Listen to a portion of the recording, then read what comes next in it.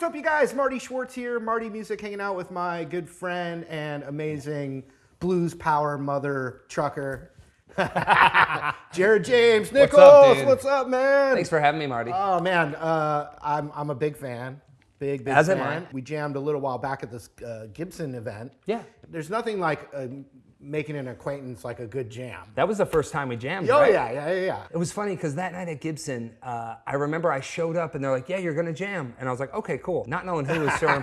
Marty shows up, what's up, Jared? And I'm like, okay, this is gonna be great. Yeah. And then ever since, I knew when I would get back into Nashville again, which is only right now, that I was gonna reach out to you and just see if you'd grace us with your presence. Of course. So I wanted to talk about the guitar you brought, because it's pretty sick. It's pretty sick, right? Yeah, and then we already got to hear it too in that intro. Oh, yeah. But we got a Goldtop here, yeah. This is really cool. So this guitar was given to me by a now very good friend of mine, a young guitar player as well.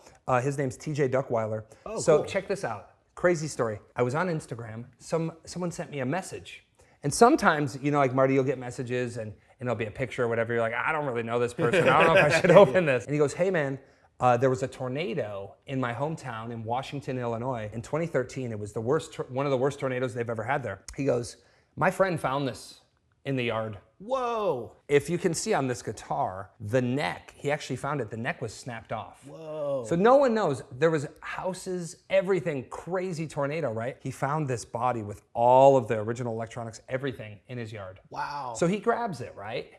Then they come to find out that it was this woman's grandfather's guitar. She claimed it for insurances, and she said to him, hey, hold on to it, hang it on your wall. Yeah. He hits me up. He'd been hanging on to it for like 7 years. And he goes, I know you like old Les Pauls and ones like this. And I said, absolutely. As it's the internet, I said, hey man, would you ever sell me this guitar? Because I don't know if I'm ever gonna talk to the guy again. Yeah. And he was like, wow, you'd want it? And I said, yeah, a friend of mine, I could have him put a neck on it and stuff. So I gave him my number. A few days later, I get a call from Washington, Illinois, and it's him. And he said, hey, I talked it over with my girlfriend. He goes, I wanna give you it. And he's like, I like the idea of you getting it rebuilt, blah, blah, blah. And I couldn't believe it. And you're also an artist that is going to be out there. Yeah, totally. He's like, I want to see it back on stage. You know, it'd be awesome to see it like that. So what this is it's one of the earliest Les Pauls ever. I was told it was one of the first 20 ever made. Wow. The parts date back to 1951, and there's some cool things that are the same about this that have lasted through the years and different. The first thing being the body's thicker, right? Okay. So the first ones, they had a thicker like piece of mahogany. All of the electronics are like a lap steel guitar. So we're talking 1951, like experiment. Yeah, exactly. The pickups where they're all put in, this bridge and everything. There's a really great old picture of Les Paul and Mary Ford, and she's playing a Les Paul with this bridge on. Wow. So it's really, and then really you've got early. The green. Oh that comes yeah. Out. What is there? That's not patina. I mean, what's the term for the green that comes out of a Goldtop like that? What I was told is like there was copper in the gold paint. Okay. And it made it green. Oh yeah. Which like I don't know. Penny. Yeah, it's like a penny. Wow, that's but crazy. But as you can see on the back, there's the tornado scars. Oh yeah. And someone was obviously playing it for sure. Can you play it some more? I would love to. Play it without me. I just want to hear it. I want to use my ears this time. It's like Spinal Tap. Yeah. Listen to it. So all of this electronics, all original from 1951. I didn't have anything changed.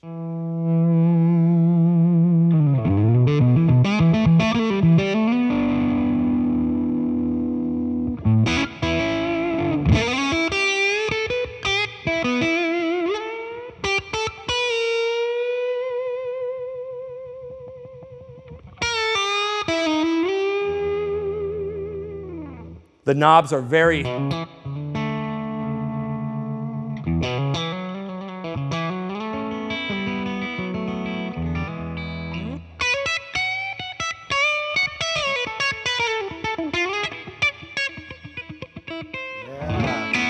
then turn it all the way up.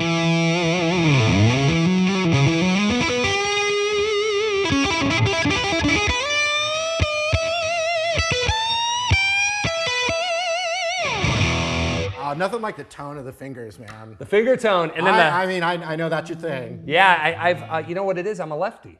Okay. When I started playing guitar, I wanted to play it like a lefty. Yeah. My first guitar teacher, he goes, hey man, like you're not gonna be able to find cool guitars. Yeah, you're not gonna be able to ever have a cool guitar. And I took it to heart and I was like, oh, he's serious.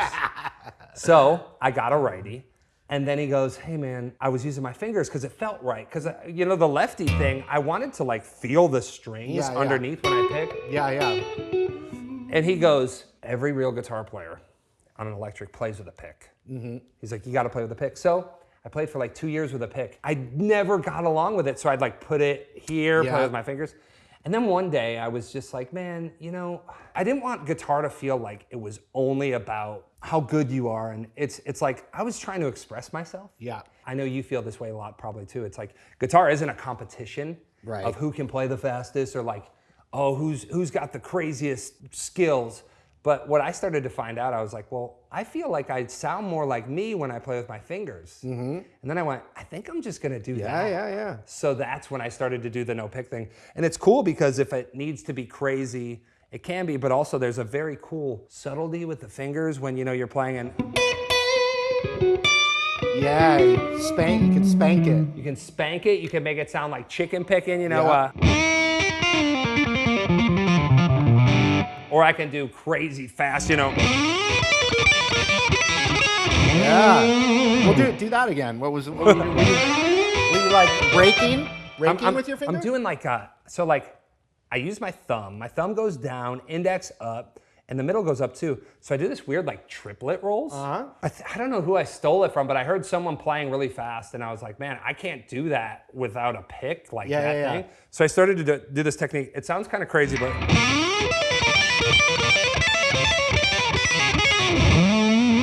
You can go all the way up the neck, right?